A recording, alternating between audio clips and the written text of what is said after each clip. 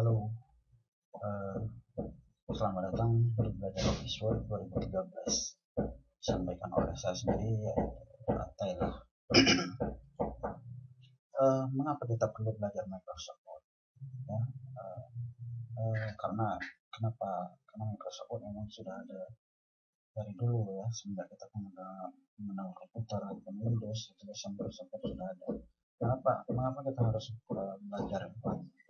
Hal ini karena yang pertama adalah karena Microsoft Word menjadi standar pengolah kata yang secara nyata digunakan di lingkungan bisnis.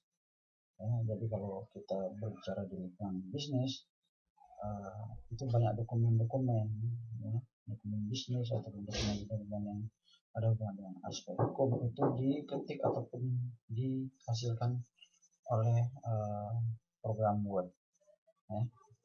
Yang kedua, mengapa kita harus belajar Microsoft Word, yaitu banyak orang yang hanya bisa menggunakan Word hanya untuk sekedar mengetik kata-kata dan memformat teks dan paragraf saja.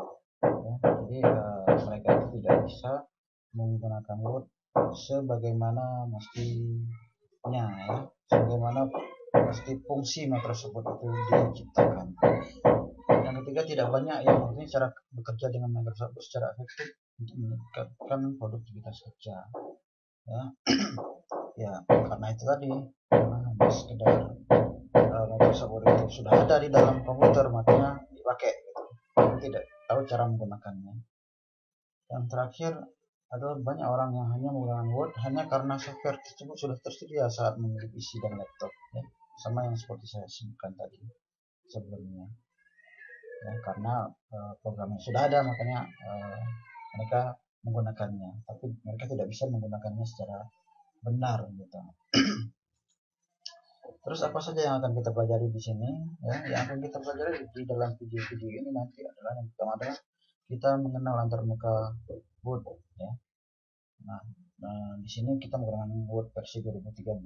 Jadi kita akan memperkenalkan antarmuka Microsoft Word 2013, di mana nanti kita bisa memformat ataupun mengolah dokumen atau mengolah naskah sehingga menjadi satu dokumen yang berkualitas. Yang kedua, kita akan belajar menampilkan dokumen dummy atau dokumen contoh. Jadi kalau Anda belajar Microsoft Word untuk latihan misalnya, latihan format dokumen atau format paragraf, Anda tidak perlu mengetik banyak-banyak. Jadi kita bisa memanggil dokumen dummy yang sudah disediakan oleh Microsoft Word. Jadi nanti kita bisa mengolah dokumen tersebut. Yang ketiga adalah memformat dokumen dengan style. Nah, ini penting sekali, karena banyak sekali naskah-naskah seperti buku, skripsi dan lain sebagainya. Itu sebenarnya sangat gampang kita buat dengan menggunakan style ini. Dan dengan menggunakan style ini juga kita sangat menghemat waktu, Jadi kita tidak perlu memformat kata demi kata ataupun kalimat demi kalimat.